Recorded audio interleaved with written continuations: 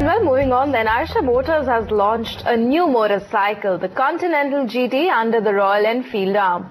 The 535cc motorcycle is priced a tad above 2 lakh rupees and the bike has already been launched in the UK. ET Now's Kartika Trehan caught up with the company MD and CEO Siddhartha Lal, who is confident that the product would be well accepted in the Indian markets.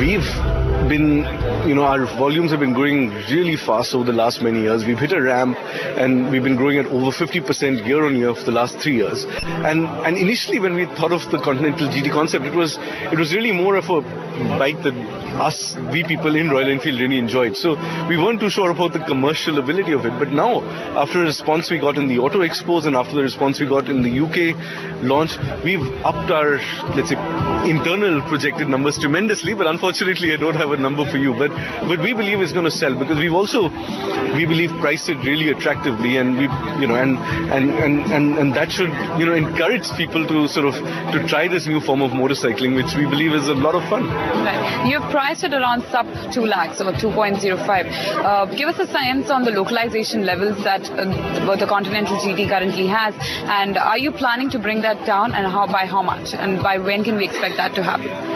Well, the bike is priced, of course, on road is slightly different in different markets. So in Delhi, for example, it's 2,05,000. In some markets, it's actually sub 2 lakhs as well. And in Mumbai, which has a high tax rate, it's 214. So the bike, we believe, is priced really well. It has, of course, a lot of the content is local, but we've got a lot of the tools and dies and equipment from Italy, from Taiwan, from different parts of the world, like, for example, for the tank and for different parts, because they're of the highest quality.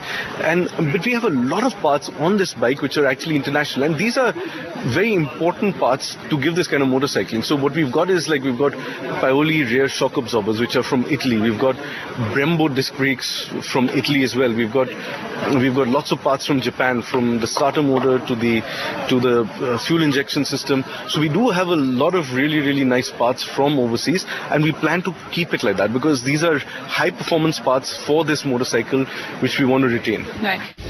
All right, on to some economy news then. A team from IMF yesterday met with top finance ministry officials to take stock of the Indian economy. Mrinalini joins us with more details on that. Mrinalini.